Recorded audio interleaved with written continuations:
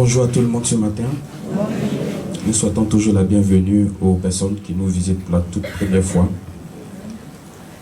Nous allons prendre notre Bible ce matin et voir encore un autre détail dans Matthieu que nous connaissons déjà, chapitre 5.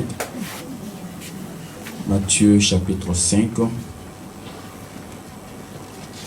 Nous saluons aussi tous ceux qui vont suivre ce message après. Matthieu chapitre 5, verset 23.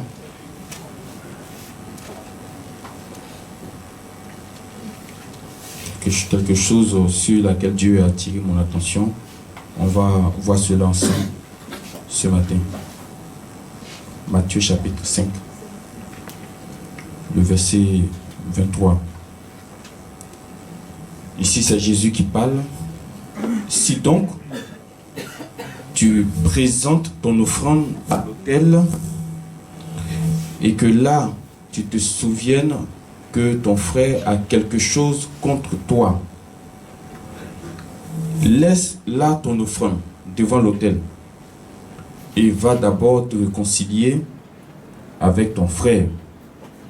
Puis viens présenter ton offrande. Amen. Que Dieu bénisse sa parole ce matin. Amen. Alors, ce texte, nous le connaissons déjà. Et ce matin, Dieu veut nous faire encore grâce parce qu'il y a une vérité qui sera pour nous aujourd'hui. Donc, déjà, Jésus dit, si tu viens dans sa maison et que tu veux lui faire une offrande, l'offrande, c'est une bonne chose, n'est-ce pas? Entre quelqu'un qui veut te donner quelque chose et puis quelqu'un qui veut te demander, tu préfères qui? Celui qui veut te donner. Entre l'offrande entre celui qui va venir donner une offrande à Dieu et puis celui qui va venir faire une prière à Dieu, les deux là, c'est qui on peut mettre devant? C'est qui on va mettre devant? Celui qui va venir faire offrande, n'est-ce pas? Donc déjà, vous voyez que si même celui qui va venir faire une offrande à Dieu, c'est celui qui va venir donner, celui même qu'on peut mettre devant, si déjà Dieu lui dit que si tu as problème avec ton frère, ton offrande là, il faut attraper d'abord. À plus forte raison, celui qui vient demander. Est-ce que vous comprenez ce que je viens d'expliquer là-bas? C'est-à-dire que lui, il vient donner, mais on dit attrape. Maintenant, toi, tu ne viens pas donner, toi, tu viens demander. Puis tu as un problème. Toi, on ne va pas te dire d'attraper. Toi, il faut disparaître même. Amen.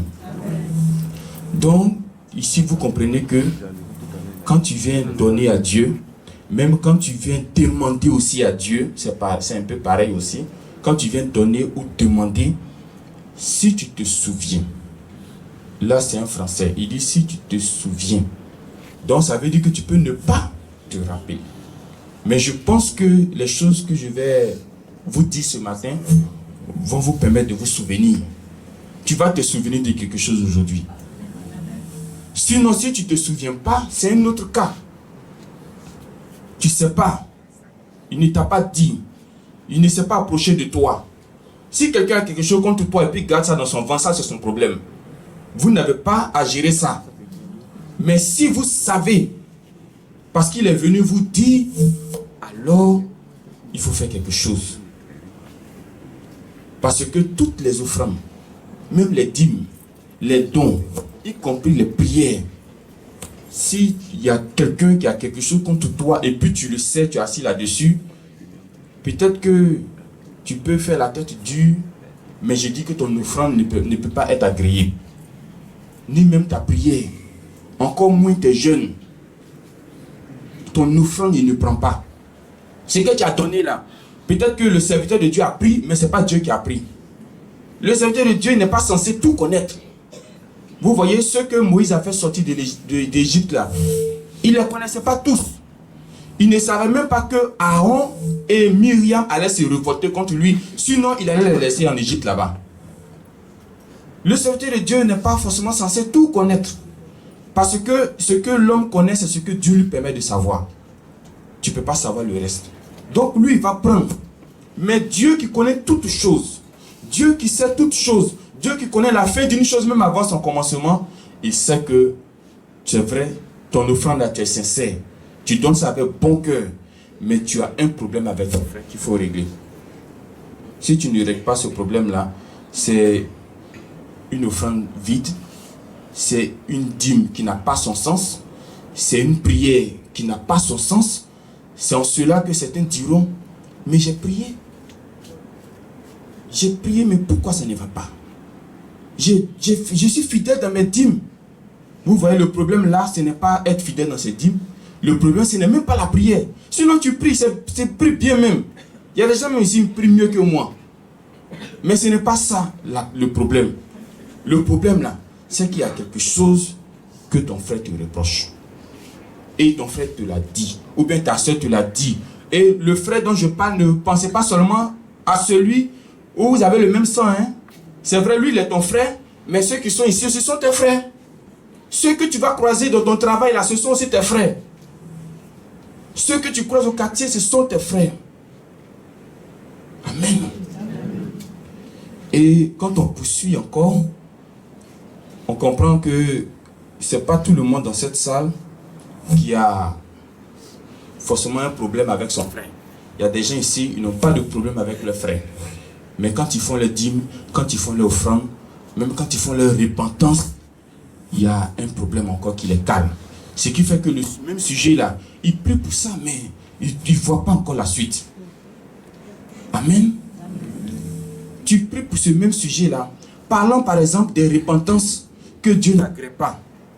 Des repentances que Dieu ne considère pas.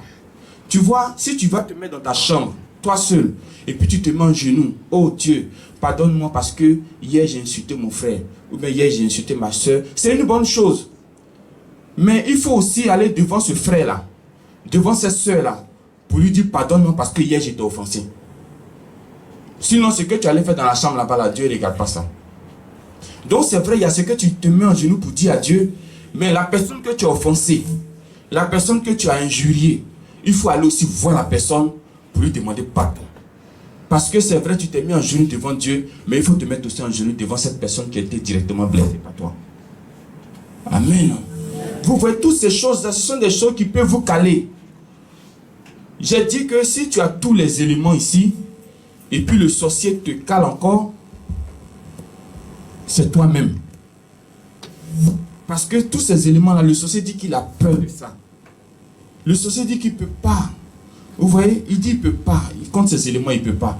Mais pourquoi toi tu as ça, et puis il arrive à avoir accès à toi? C'est simplement parce que toi-même tu as ouvert la porte. Amen. Alors si tu as fait ta prière, tu ne vois pas de suite. Tu demandes, tu fais des offrandes, tu fais des dons, tu fais des dîmes, tu ne vois pas de suite. Je voudrais te dire simplement de fouiller dans tes relations avec les autres. Amen. Il faut fouiller un peu dans tes relations avec les autres. Et dans tout ce que je vais citer comme problème, le plus gros problème, c'est la relation que nous avons avec les autres. Relation que tu as avec ceux qui sont autour de toi, ceux qui vivent avec toi. Quand Dieu a regardé Abraham, il sait que l'autre c'est son neveu. Mais si les deux doivent continuer ensemble, la vision que Dieu a pour Abraham, il ne pourra pas l'accomplir. Donc il lui dit, c'est pas toi de l'autre. Imaginez-vous que si Abraham arrivait devant, et puis ça ne va pas, il va s'interroger. Mais qu'est-ce qui fait que ça ne va pas? Dieu dit que je suis le père de la foi. Dieu dit que je suis l'homme selon son cœur. Mais je ne sais pas, qu'est-ce qui se passe? Et si moi, un petit comme ça, je viens devant Abraham et puis il lui dit de fouiller dans ses relations, quand Abraham va fouiller, il va voir que c'est son neveu l'autre qui est le problème. Amen. Alléluia. C'est pourquoi je vous dis de fouiller dans vos relations. Fouille dans tes relations avec les hommes. Fouille dans tes relations avec ceux qui sont autour de toi. Fouille dans les relations avec ceux avec qui tu marches. Tu peux trouver quelque chose là-dedans. C'est pourquoi on ne marche pas seulement pour marcher. Mais quand on marche, il y a un but qu'on doit atteindre. Alléluia. Amen. Et le proverbe était clair. Il dit celui qui a beaucoup d'amis, il les a pour son malheur. Parce que même Ecclésiaste, il sait que un des problèmes que l'homme peut avoir, c'est dans sa relation avec les autres. Amen. Donc au marché, au travail, à l'école, partout où tu te trouves, une fois qu'il y a une tierce personne qui s'ajoute à ta liste des personnes qui marchent avec toi, il faut avoir les yeux ouverts. Est-ce qu'on se comprend? Il faut avoir les yeux ouverts. Quelqu'un qui dit que non, je t'apprécie, je t'aime bien, je veux marcher avec toi, il faut avoir les yeux ouverts pour pouvoir savoir là où tu veux partir. Sinon, tu peux transporter un problème, tu ne sais pas. Toi, tu es en train de combattre un sorcier qui est chez toi à la maison et pourtant, il y a quelqu'un qui est au dehors là-bas que tu croises, il te fatigue. Donc, ce matin, tu peux mener des analyses et tu vas trouver un problème dans tes relations. Il faut aussi fouiller un peu dans tes fréquentations. Nos fréquentations là, souvent ça nous détruit. Il y a des gens qui sont dans cette salle, je pense que s'ils sont aveugles, il y a des choses, il y a beaucoup de choses qui vont les aider. Parce que, vous savez, le péché là, ça vient comment? Le péché vient par tes yeux. Le péché peut venir par tes oreilles. Le péché peut venir par ta bouche. Le péché peut venir par ta main. Quand je dis par tes yeux là, si où tu es là, si tu es aveugle là, est-ce que tu vas voir qu'une femme est jolie? Est-ce que tu n'es pas épargné déjà de ça? Est-ce qu'on se comprend un peu même? L'aveugle qui marche dans la rue là, si tu dis qu'il y a une belle femme qui est passée à côté de lui là, tu penses qu'il peut voir quelque chose dedans? Dans lui où il est délivré des péchés des yeux déjà. Il cherche à avoir la guérison de ses yeux. Mais si Dieu lui montre ce qui se passe dans les yeux là, il va dire, Seigneur, je préfère rester comme Lazare puis aller au paradis. Dans l'oreille là, comment le péché vient? On va venir t'annoncer quelque chose. On va venir te dire quelque chose. Et ton cœur va s'enflammer. Ton cœur va chauffer. Parce que la nouvelle qu'on vient de te donner là, ça ne te plaît pas. Et puis là, maintenant, c'est la main qui va prendre la direction. Coup de poing. Assiette à la maison, tu lances ça au dehors. Tu casses tout. Vous voyez, c'est pourquoi Dieu dit que la chair et puis l'esprit, là, les deux sont opposés. La chair, c'est les yeux. La chair, c'est les oreilles. La chair aussi, c'est la bouche. Parce que quand on va te dire là, tu vas aller trouver la personne. 2 mots que tu vas lui dire là, la personne va s'enterrer puis revenir à la vie après. 2 petits mots. Amen. Entre-temps, si tu fais attention à tes fréquentations, il y a beaucoup de choses, tu vas voir, qui vont te laisser seul comme cela, sans prière, sans jeûne, sans offrande. Si tu fais attention à ce que tu regardes, il y a beaucoup de choses qui vont te laisser. Amen. C'est pourquoi, le jour où je parlais des songes, j'ai dit que quelqu'un qui regarde film de horreur la nuit, là. Mais il ne faut pas t'étonner quand tu vas dormir et puis tu vas voir des monstres te poursuivre. Il ne faut pas penser que ces monstres qui te poursuivent sont les gens qui sont au village pour venir. Non, c'est le film que tu viens à peine de regarder là. Si tu as regardé aussi un film où les gens s'envolent dedans, mais il ne faut pas, tu vas t'étonner quand tu seras bien en Superman la nuit. C'est ce que tu viens de regarder. Mais là, tu vas l'accuser quelqu'un. C'est pourquoi quand j'ai dit la fois, quand tu fais un songe, avant de chercher son discernement, il faut chercher à savoir est-ce que ce songe vient de Dieu, ou bien ça vient de toi, ou ça vient du diable. Avant de chercher tout discernement. Amen. Donc, il faut fouiller dans tes fréquentations. Même les lieux de prière où tu t'en vas. Ça semble bizarre parce que on s'est dit lieu de prière, pourquoi faire attention à lui? Mais lieu de prière, il faut faire attention. Parce que Matthieu 7, verset 22 là, ça ne parle pas des maquis. Matthieu 7, verset 22, ça ne parle pas des boîtes de nuit. Matthieu 7, verset 22, parle des gens qui étaient sur la terre, qui ont servi le diable au nom de Jésus. Parce que ceux-là, à la fin, il a dit, éloignez-vous de moi. Qu'est-ce qu'il a dit à la suite? Ouvriers d'iniquité. Entre-temps, ces ouvriers d'iniquité-là, la Bible dit, quand vous allez lire Matthieu 7, verset 22, ils ont fait beaucoup de prodiges sur la terre. Mais comment quelqu'un qui est ouvrier d'iniquité peut faire beaucoup de prodiges sur la terre? Vous voyez que ça colle pas trop. Mais Dieu te fait savoir que c'est possible. Quand tu lis Matthieu 7, 22, c'est possible. Amen. Donc même les lieux de prière, il faut aussi fouiller là-dedans. Fouille là-dedans.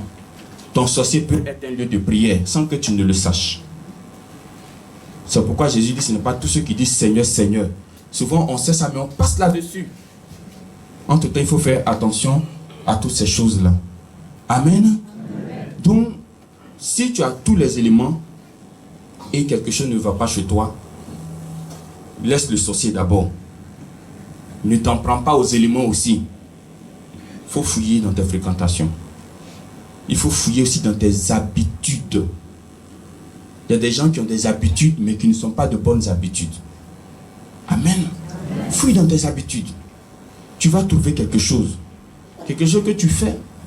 Mais peut-être que tu ne te rends pas compte du mal que tu fais autour de toi. Donc ça se perd dans ton habitude. Amen. Donc habitude, fréquentation, relation, tout ça là, il faut voir. Une fois que tu as réglé tous ces détails-là, ta prière qui était suspendue va aller où elle doit aller maintenant. Ton offrande qui était bloquée, il ira où il doit partir. Parce qu'en ce moment-là, tu t'es réconcilié avec ton frère, tu t'es réconcilié avec ta soeur, tu as fouillé un peu dans tes habitudes, tu as fouillé dans tes fréquentations, où tu vas les week-ends, où tu vas après le samedi de prière. Ça, ce sont les fréquentations aussi. Amen. Sorcier peut être assis là-bas. J'ai voulu donner cette révélation. Vous voyez, lorsque Pierre, ils ont attrapé Jésus, ils sont partis avec lui. Quand Pierre marchait doucement derrière Jésus, et puis il est arrivé aussi au même lieu, il y a une femme qui l'a reconnu, n'est-ce pas? Elle a dit quoi, la femme là? Elle a reconnu Pierre, et puis elle a dit quoi? Que celui-là, je sens qu'il marchait aussi avec Jésus. Entre-temps, où Pierre s'est retrouvé là, c'était dans le camp adverse. C'est-à-dire c'est dans le camp de l'ennemi. Jésus s'est retrouvé, Pierre s'est retrouvé. Mais dans le camp de l'ennemi, ils ont reconnu Pierre. Est-ce que tu sais que quand tu t'assois dans Maquille, ils te reconnaissent? Ils te reconnaissent physiquement, mais ils te reconnaissent aussi spirituellement. Quand tu es assis dans une boîte de nuit, ils te reconnaissent physiquement, mais ils te reconnaissent aussi spirituellement. S'ils te connaissaient physiquement seulement, c'est bon. Là, tu es sauvé.